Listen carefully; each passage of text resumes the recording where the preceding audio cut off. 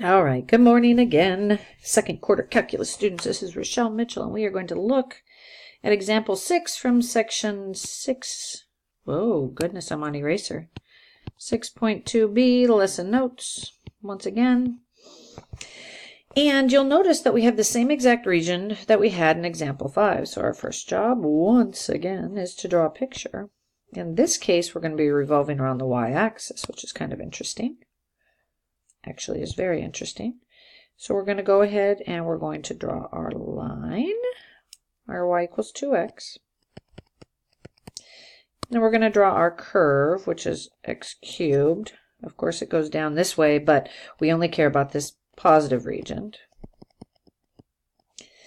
And so we're looking at, again, this like slice of cantaloupe or watermelon or something looking piece. And what we're going to do is we're going to revolve this around, this time, the y-axis.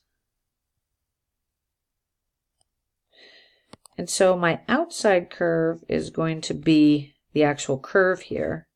And the thing that's on the inside of this volume is going to be the line. So now it looks, the shape kind of looks like a wine glass with a hole in the middle.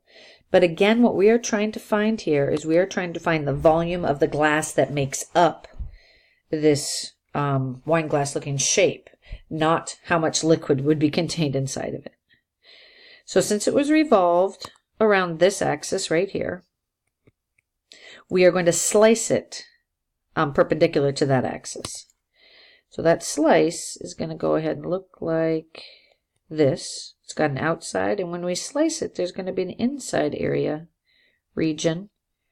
There's a hole. I'm going to go ahead and try and draw this to the best of my ability. So that slice again, if we put it, this is kind of on its side-ish. It's supposed to be a circle, by the way, people. This is definitely a circle. So it's got some kind of thickness. Woo, that is not a pretty drawing. And we call this, again, a washer. It's basically a circle and then a circle that's been cut out of the middle. And so the volume of a circle, where a circle is going to be cut out of the middle, this volume now, because this is a delta y, is all going to be dy.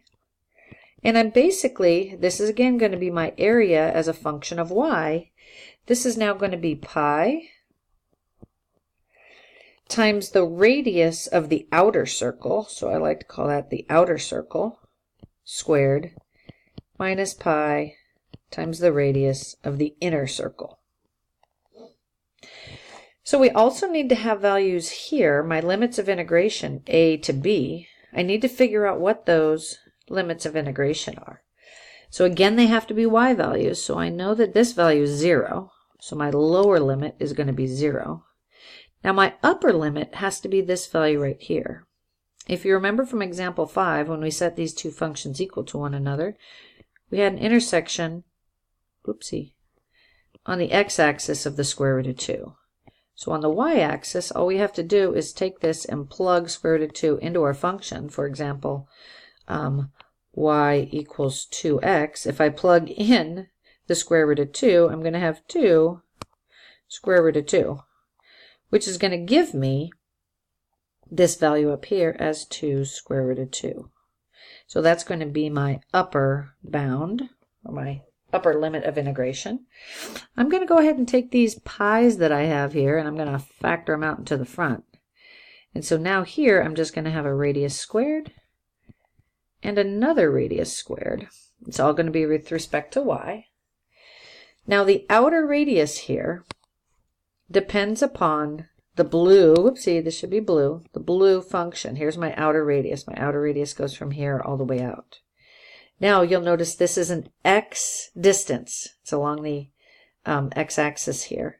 So we need to take our blue function, y equals x cubed, and solve it for x. Because it's an x distance, this is now going to be x equals the cube root of y. That's my x distance, and it's written in terms of y, so that's my outer radius, which is going to go right here. Now my inner radius is dependent upon my red function. My inner radius goes from here to here. So my inner radius goes from the center here to this spot. And that, you'll see, is dependent upon the red function. And if I solve my red function, y, come on, baby, y equals 2x. For x, I'm going to get x equals y over 2. So this x distance right here is equal to y over 2. And that's my inner radius. And again, it doesn't matter where I drew this, my cross section, whether I drew it down here.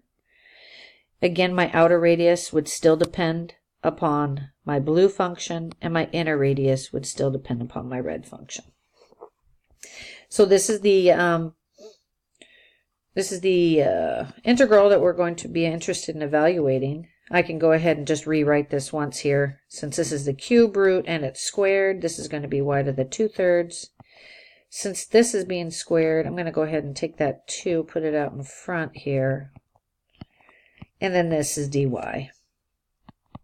And let's go ahead and just kind of write what the next step would be. If I add 1 to 2/3, that's going to be what, 5/3? So 2/3 times y to the 5/3 minus 1/4, this is going to be y to the 3rd times 1/3, remember. And this is all going to be evaluated between 0 and 2 square root of 2. We would, of course, plug 2 square root of 2 in first, and then 0. And if we did that, I'm going to go ahead and just give you what the answer to that is. That's going to be approximately equal to, including the pi here, 4.739, and that would be units cubed. Okay. Again, I'll likely let you just plug these things into your calculator rather than seeing this work at this point. So that is example 6 from section 6.2b.